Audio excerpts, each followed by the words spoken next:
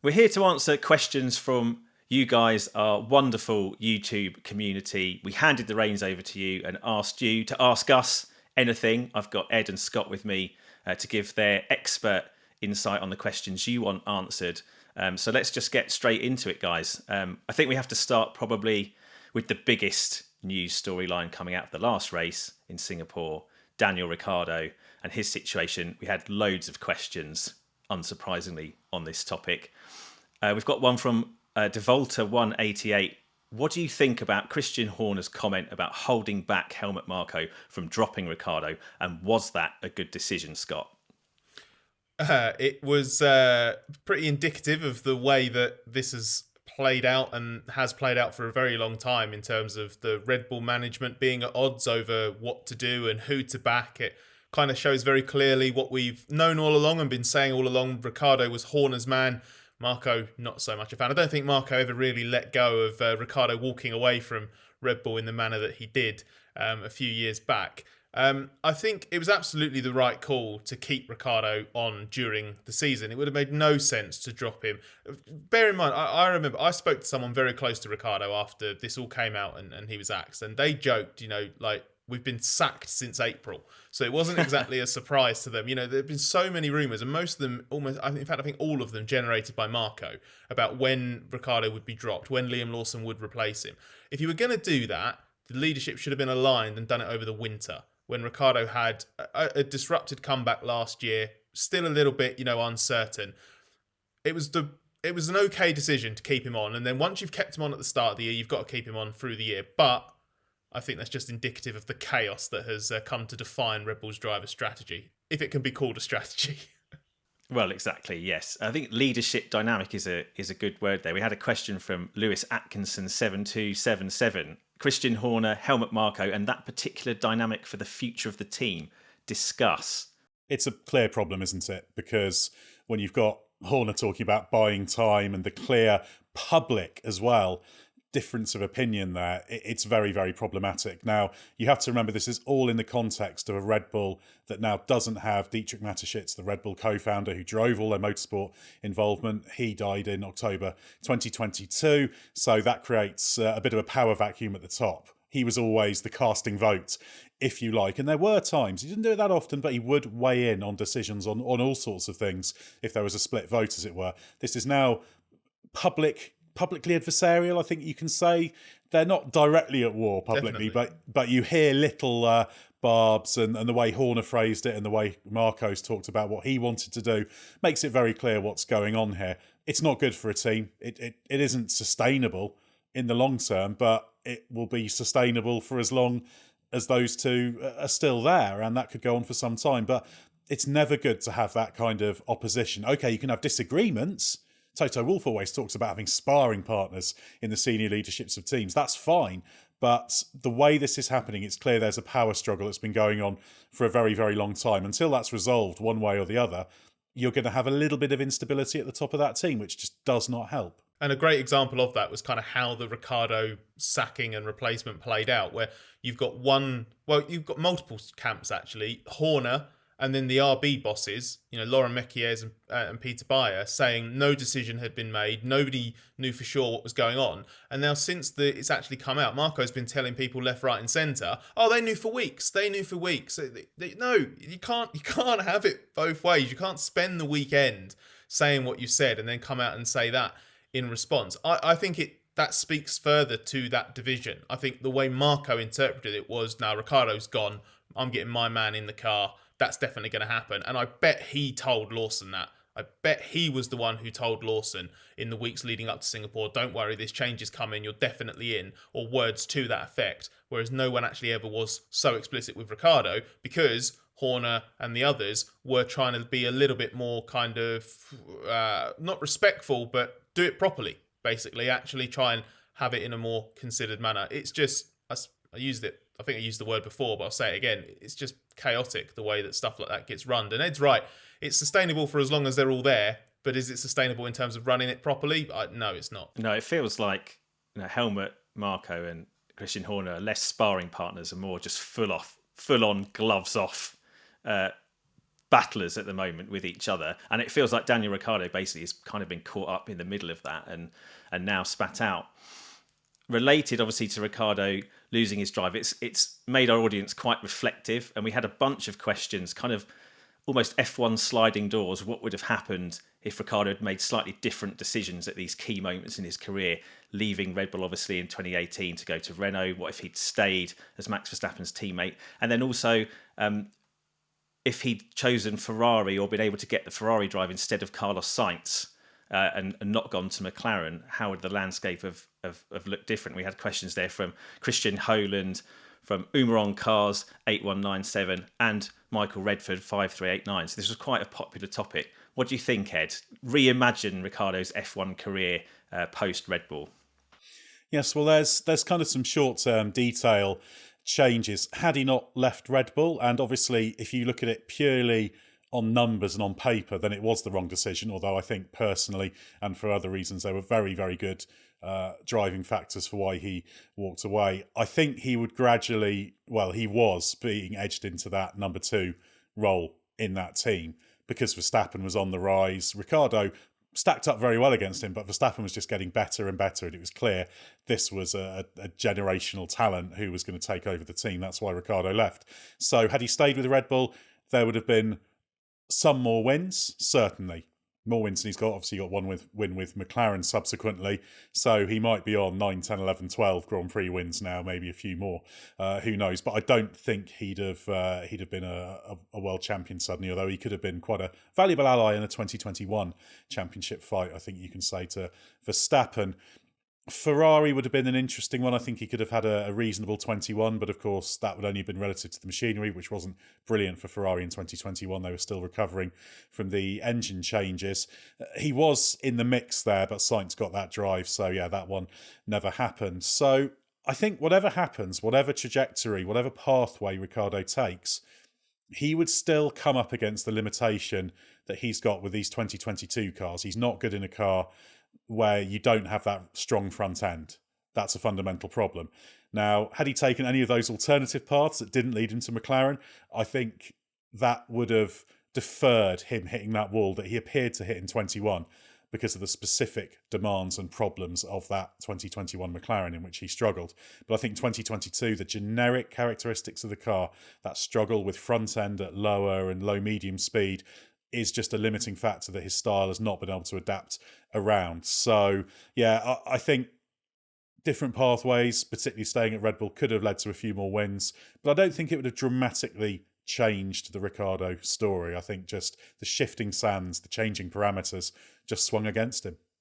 I think it was the McLaren move that's the bigger career what-if for Ricciardo, because all of that appealed. That all made a lot of sense. And then also, he was then bloody good in the Renault, especially once he got settled into the team and really sort of outshone Nico Hülkenberg at the end of the first year, and then absolutely brilliant in 20. If he stays at Renault, even into its Alpine era, or even goes anywhere else, the Ferrari example, for instance, I do believe, as Ed says, he comes up against the same limitations, but I think it plays out very differently because McLaren was not only a very specific limitation in terms of the way their car is, but also the way they responded to it, I think didn't help Ricciardo. It was right in theory, this idea, okay, you need to adjust your driving style because that's what the best drivers do. Ricciardo couldn't do it, so then they went to an unorthodox extreme in trying to unpick that. That just made him get lost. So I think he was much worse over that McLaren stint because of the way ultimately he and McLaren together tried to handle it. I think if he'd just been able to, whether it was Alpine, whether it's Ferrari, whatever it was, if he'd just been able to drive this era of car the way he drives, he wouldn't have been as great as he was before, but he wouldn't have had such a weird trajectory like he had at McLaren. So even if he was then ultimately going to fade to the level we've seen at RB, which is kind of good and okay, but not great, that would kind of just look like the natural kind of decline of an F1 career for a driver of his age and limited ability in specific areas. It wouldn't have looked as weird as it ended up doing.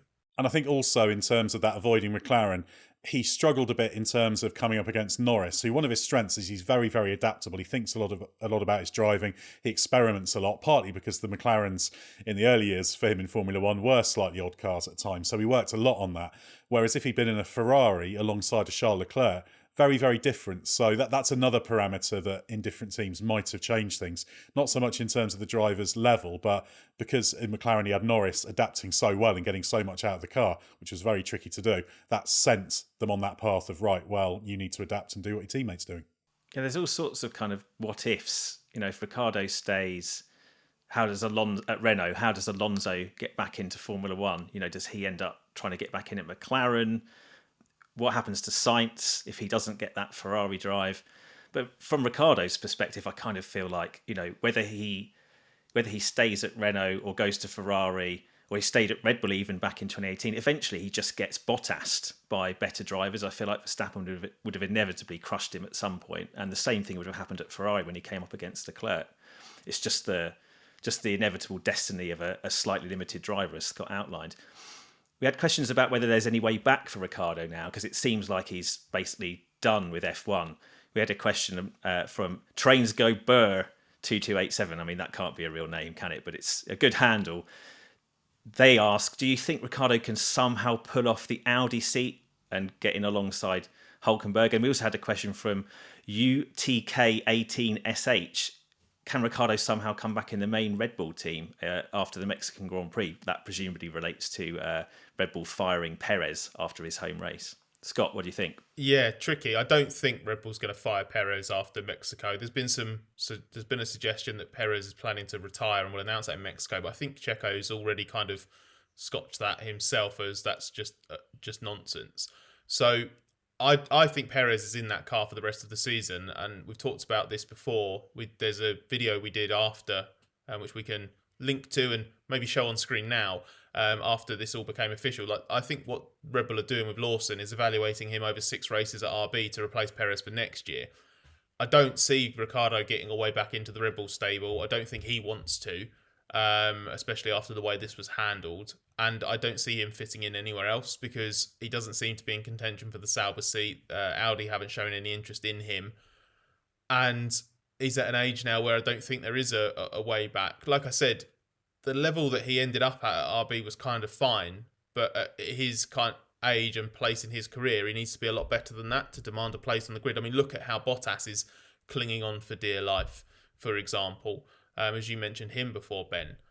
So I think this is it for Ricciardo, certainly from a racing driver in F1 perspective. But it wouldn't surprise me if he crops back up in the paddock again because he's too great an ambassador for someone not to do that. And that could have been his way of staying in the Red Bull family long term. But I just have a hunch that Red Bull has burned that bridge indefinitely.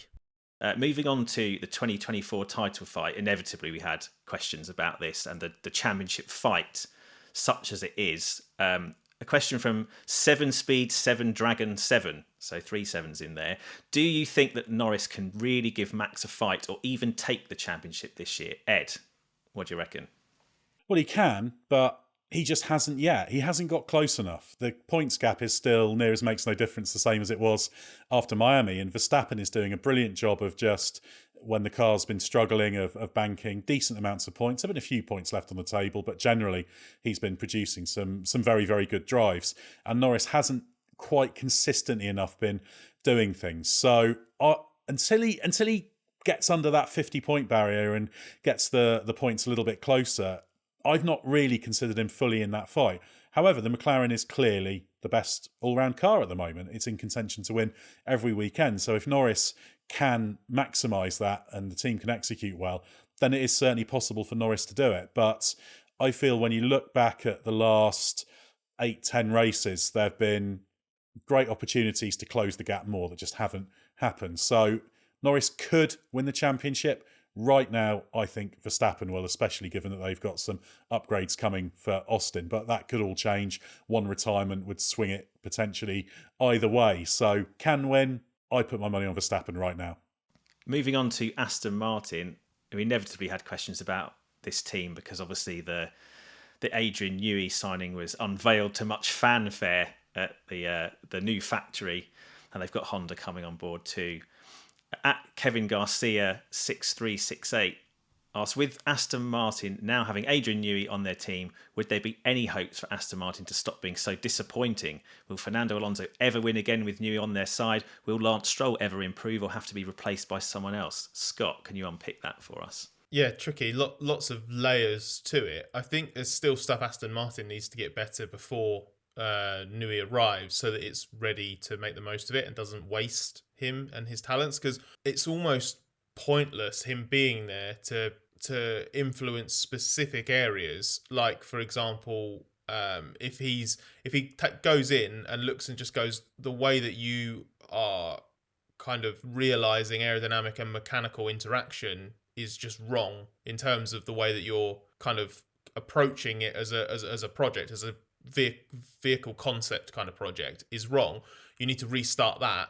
Then that's a big thing to redo and kind of get on top of, and they won't be able to do that until the 26 car at the earliest, because Newey's not joining until the first quarter of 25. So then it's kind of like, okay, and then how quickly can you get on top of that?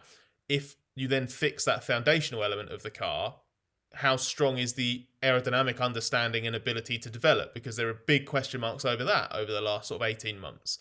What that team's clearly capable of, I think, is when it goes away and focuses on next year's car, so in the second half of a season and then over the winter, I think it's actually quite good at coming up with, a really solid place to start the season, but it seems to struggle with in-season development in particular. Now, is that going to be linked to something? As I say, it's a specific example, but it's meant as a general one. If Newey comes in and goes, the way that you're looking at X is wrong, will that then unlock stuff in terms of longer-term development as well?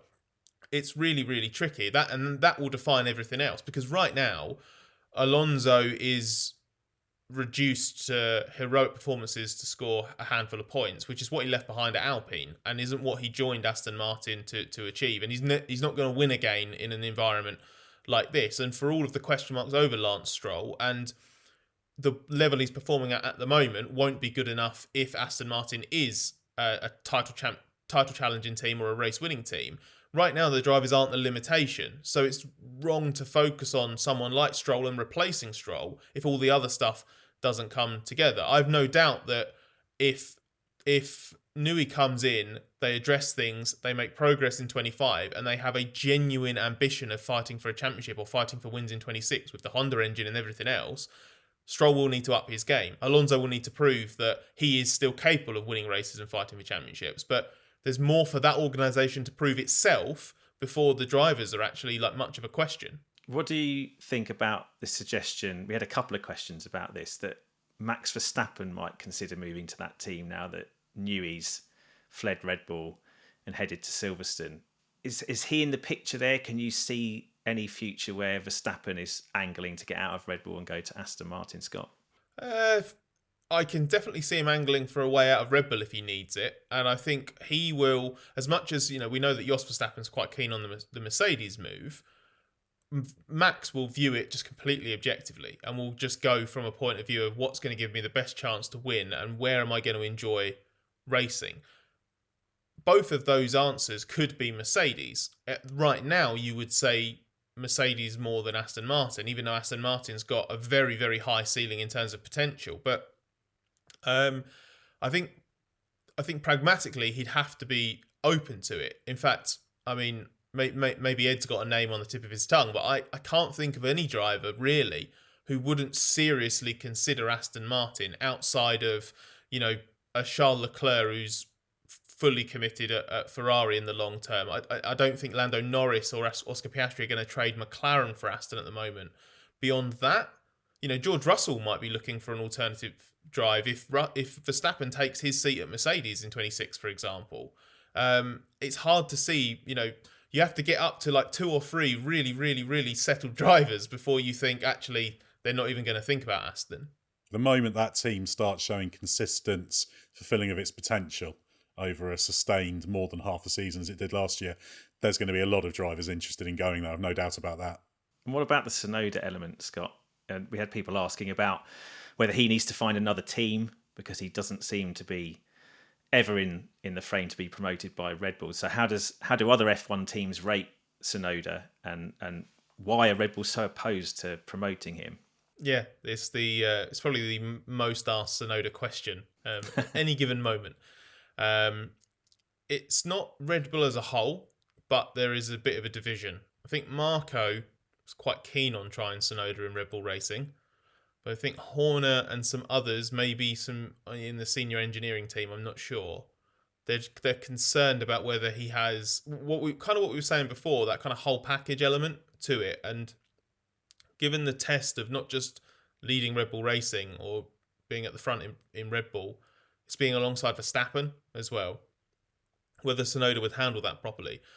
I kind of feel like that's a bit of a cop-out, given the Red Bull mentality of old was, even as recently as like Pierre Gasly and Alex Albon, was just throw them in and see if it works. Now, it can burn a driver, but Tsunoda's got a lot more experience than those last attempted Red Bull Junior promotions had. So I think it's worth doing, but they clearly won't. And he and his management were sniffing around earlier this year about some potential alternatives outside of the Red Bull family. I think Haas were very keen on him at one point. Certainly, I think also before the management change, I think Audi had looked into it as well. Certainly the Sauber side had looked into whether or not Tsunoda could be an option there. So he has admirers in the F1 paddock, but it's one of those situations where while your immediate employer continues to overlook you, and also he did end up with Ricciardo coming back at him as 2024 progressed. I wonder if that has sort of diminished his stock a little bit. I think he has a long-term F1 future, but I think he's more likely to be in F1 long-term outside of Red Bull than as part of Red Bull. Ed, what do you think of the way Red Bull evaluates its drivers? We had an interesting question from Rasmus Brecker 9412, who basically pointed out that Ricciardo was great in that tyre test he did for Red Bull at Silverstone, and then average in the RB, and then you had drivers like Gasly and Albon who were really, really good for the RB team and its Alpha Tauri guys, but then struggled at Red Bull. It's Toro Rosso guys. So many names that you lose track now. And then great. Minardi. And then Minardi, exactly. And then no good or average in the main Red Bull team. So why the unusual shift there? Is there something about the two separate teams and the way they do their cars that helps certain drivers and exposes other ones? I think what the prevailing limitations are of the car can allow some drivers to shine and some drivers to not shine. So the key thing you're always looking for is that adaptability. It's not what drivers can do on their best day, because pretty much all the F1 drivers on their best day will get to a same level. It's how often you have those best days. So I think the Red Bull approach has always been somewhat scattergun. It's always been trial by fire, which has its benefits, because elite sport at the top level, it is tough. It is very high standards. So if you're weak in any area, you are going to suffer. So I can see why they do that. But the lack of singularity of purpose and proper strategy is what concerns me. They should be perfectly set up. They've got 4 cars, so uniquely they've got a junior F1 team. No matter what the rhetoric is, that's what it is, in which they can blood their youngsters. They should always have a next cab off the rank to slot in, next cab off the rank or 3, probably with the amount they've got, and they just don't. So I think it's become too scattergun, and it's been overtaken by a lot of other driver schemes who are a little bit more scientific rather than just relying on the sort of talent spotting and, oh, who's doing well? Oh, this person's caught my eye. We're going to sign them. And you could get away with that maybe 15 years ago when there were junior schemes around from other organisations, but Red Bull was the big beast in that market. But now there's lots of different places you can go. So I'd like to see them be a little bit more systematic, not necessarily even with how they judge, but with how they actually set out what they want people to do and deliver in what circumstances, setting realistic goals. And of course, go back to earlier in the video when we talked about that dynamic between Christian Horner and Helmut Marko. That's impossible to achieve when you've got such disagreements on driver strategy between the two people who are the key decision makers. So I think it's going to be very difficult for that to improve, and it'll continue to be a bit of a mess. And if I was Red Bull, I'd be really worried, because there's the constant rumours about Max Verstappen potentially going elsewhere. So they need their next big gun to be there, ready to slot in. And with the performance of Red Bull Racing sliding, they need a strong number 2 in that car to rack up the points, because that's been badly exposed this season. They can't even get they can't even get a second driver at the moment. So what chance do they have of having a proper Verstappen replacement from in-house? I mean, we mentioned earlier that, a Russell type might be available in 26 or whenever it is that Verstappen leaves, but that means going outside. And an organisation like Red Bull shouldn't need to rely on that. You're not getting Verstappen caliber drivers every single time you hire someone into your program, but they should have a slightly better strike rate than they have at the moment. And I think the reason they don't have that is because they've almost got it the wrong way round. What Ed was saying earlier about that trial by fire, they've kind of chickened out of that where it counts. But they're impatient with the drivers that they should be showing patience to and give opportunities to, but then they're standing by drivers like Perez and Ricciardo for longer than they probably should, or giving them opportunities that maybe are better off going to younger drivers. It just feels a little bit mixed up. I feel like if you're going to have stopgaps, experienced stopgaps to make up for previous mistakes, which is what Perez was, and it's kind of what Ricciardo was, but Ricciardo was a stopgap for the stopgap, basically. That's kind of okay in the short term, but that sticking plaster on the driver's side has now been on at Red Bull Racing for 4 seasons now in Perez, and he's got a contract for next year too. They need to get on top of this, and I think Ed's right. It's not even how they evaluate; it's that fundamental strategy that they need to get in line.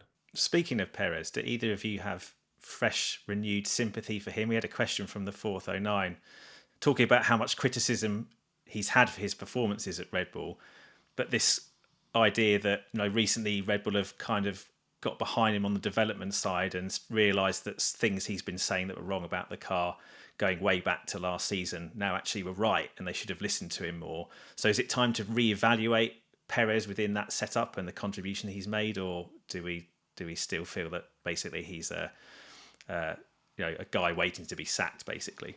I don't think we massively changed that. I've always got sympathy for drivers like him who are very, very accomplished. He's had a really good Formula One career, better than the vast majority of drivers in terms of the success that he's had.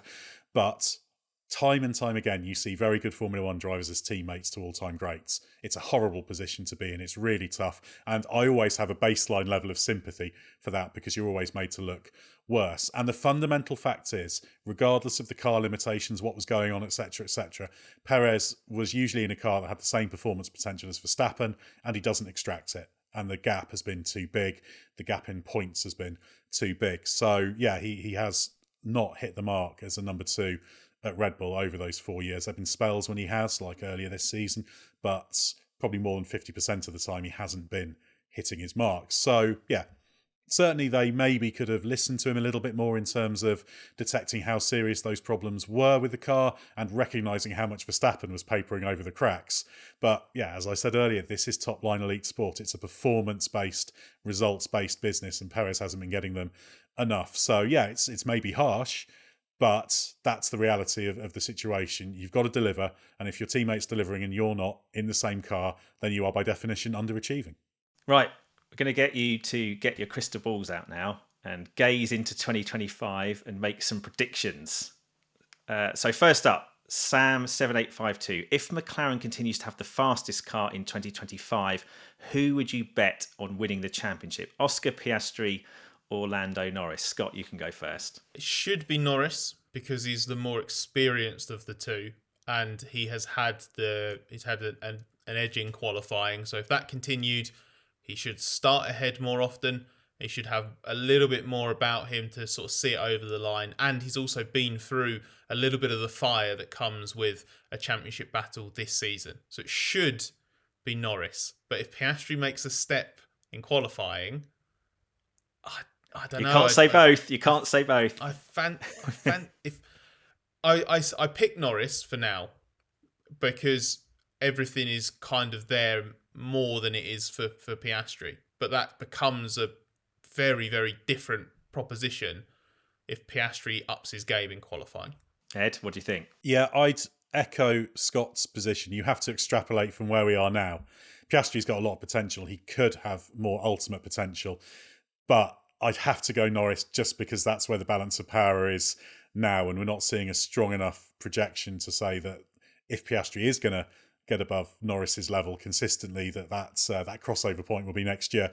But it almost becomes a coin toss because Piastri's really good. But Norris, even though he's having to learn what it's like to be at the front consistently and be a title contender, and there have been a few cracks showing, he's very, very good. He could be hard cured by this experience and come out next season a much more rounded driver even than he already is. So lots of different ways it could go.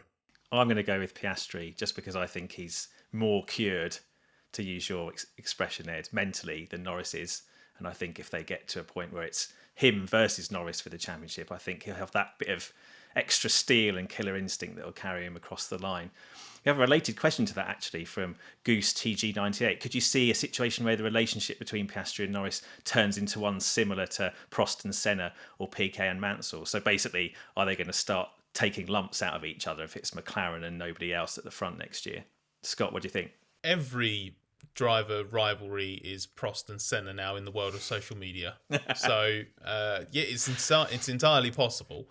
In terms of what it's actually like for them in the team and on track, hard to say it would ever get quite so riddled with animosity, but I can certainly see it going in a confrontational way because both of them are incredibly ambitious. They have different strengths, and they're both young enough that they need to assert their kind of dominance over the other, because McLaren's been so hesitant to play favourites that the drivers need to do it themselves on track, which just puts even more emphasis on beating the other driver on merit. So every qualifying session becomes even more intense. Every run to the first corner and gaining track position becomes even more important. So it might end up being one of the best modern interpretations of the cliched good problem to have. And McLaren will probably test that more than anyone has since Mercedes with Rosberg and Hamilton. And it'll be even more pronounced because it won't just be a one-team fight where they can get away with it, where they have, these horrible moments where they do crash into each other and it's all very bad, but it actually doesn't really impact anything because Mercedes still dominated the Constructors' Championship and one of their drivers was going to win the World Championship as well. McLaren won't have that luxury unless, they're absolutely out on their own, which it doesn't look like they'll be.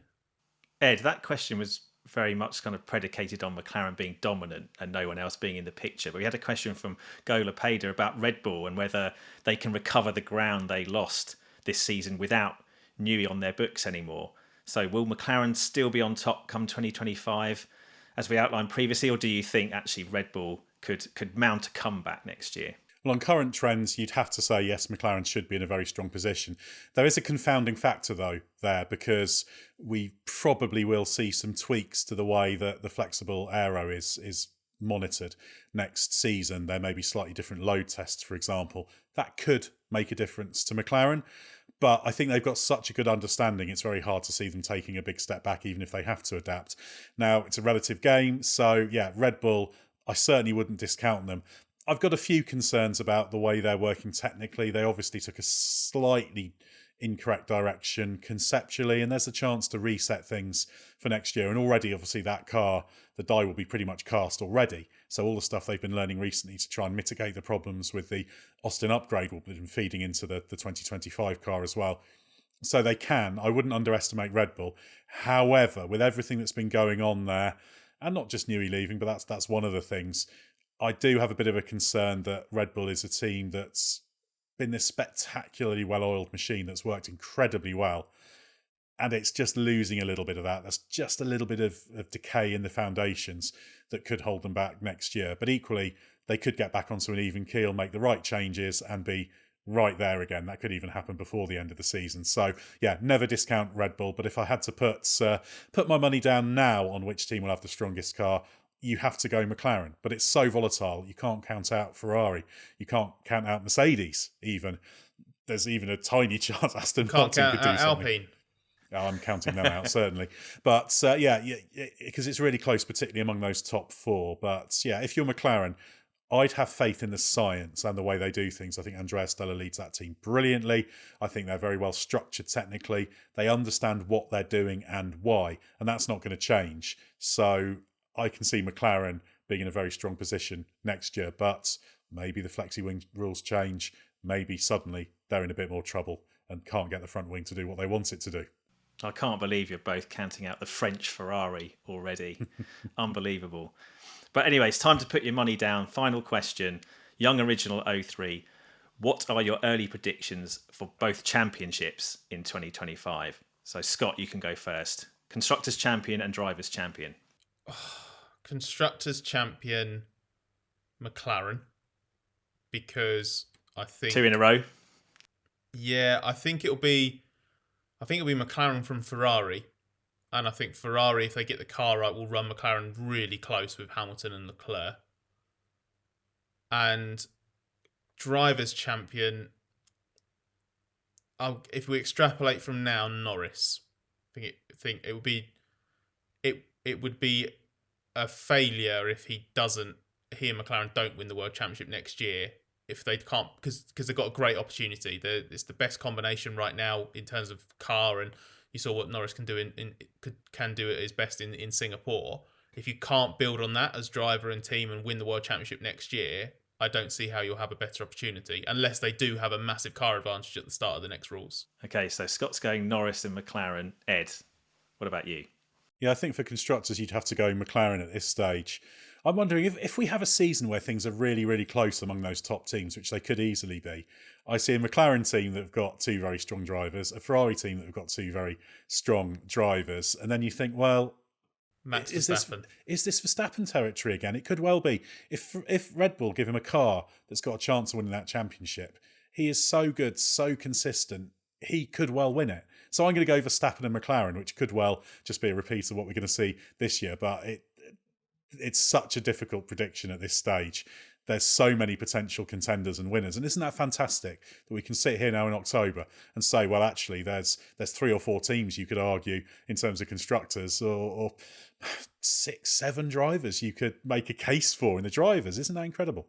Well, on that topic, I'm probably going to regret saying this. I might have to just not look at social media for a while. I'd love to have answered that question with Leclerc, because I just think a Leclerc title bid, I don't care if he wins the championship. I don't care who wins the championship. I want to see a Leclerc title bid.